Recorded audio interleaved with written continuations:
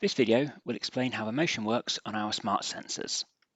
You can find the motion settings here under the Settings tab, and you'll see Motion section here.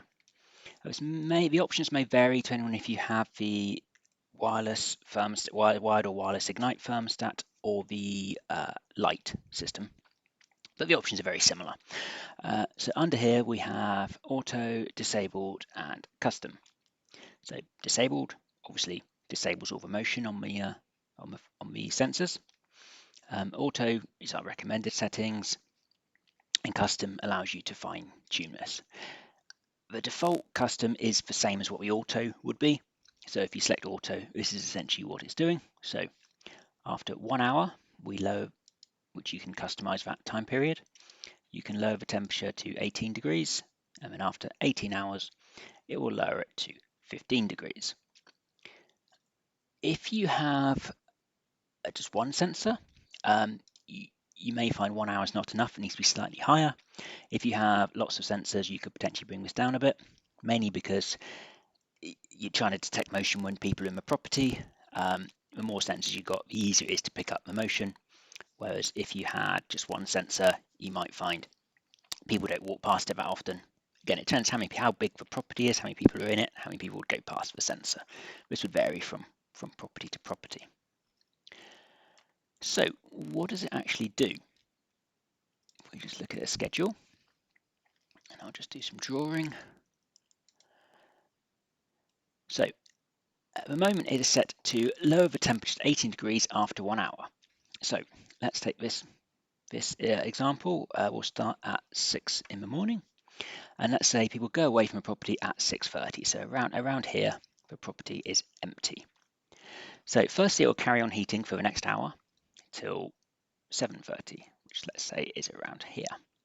At this point, the temperature would lower to 18 degrees.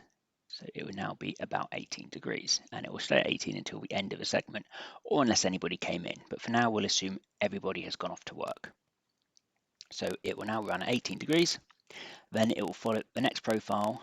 This one is at 15 degrees, so it would follow that as normal. So the temperature would drop to 15 degrees, and it would follow this profile to the end. And now it would follow this beginning of the next profile. So go back up to 24 degrees as down here, and it would follow that as normal. If everyone's come home from work, then we'll come home to a nice warm home as for sensors now at 18 degrees. If nobody comes in, then it will just go for about an hour and then drop back down to 18 degrees again. And it would go to the end of that and then follow the overnight profile of 13 degrees. So this happens during the first stage. So when we are in the 1 hour period, we haven't hit the 18 hours yet. So we're still at the 1 hour phase. So at 1 hour phase, it will always drop. It will always follow the beginning of every profile. So if a profile goes, so again, after 1 hour, it would drop. It would then stay at 18. It would then follow that one as normal, follow the beginning of that, and then drop. If people then came home, say here, it would then jump back up and follow this profile as normal. So this covers and again, just to show you the same example at night, it's currently on until 10:30.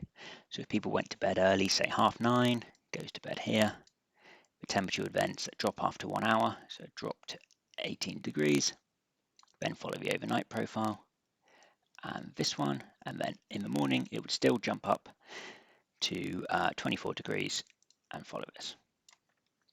So it's still providing heat when you come home from work or when you go to bed early and get up in the morning. If, however, let's say it's the weekend and everybody goes away, so they leave about here. So then the temperature drops an hour later, and then it would be 18 degrees, and then it would follow this one and this one. It would then follow the start of the morning because we haven't gone beyond that 18 hours yet. So we would still follow this one, and it would follow that for an hour, and then it would drop again. And let's say now we hit the 18-hour point, let's say here. So at this point, temperature would lower to 15 degrees. This is the second after 18-hour point. So I would lower to 15 degrees, which would bring the temperature down to about here. Then it would stay at this the entire time. It would still drop down to the lower 13 degrees here, but you will notice at this time it does not increase back up, because now it is assuming after 18 hours, assuming that everybody has gone away. So it doesn't need to increase the temperature at the start of each profile. Okay, so the other thing you'll notice with sensors is on the home page, you have these extra options tabs at the bottom. If you didn't have a sensor, you wouldn't see those. You would just have your regular temperature and controls here. But with the added sensor, you'll see all your sensors listed along the bottom. You've got the thermostat temperature as well, and you've got the average of all the sensors and the thermostat.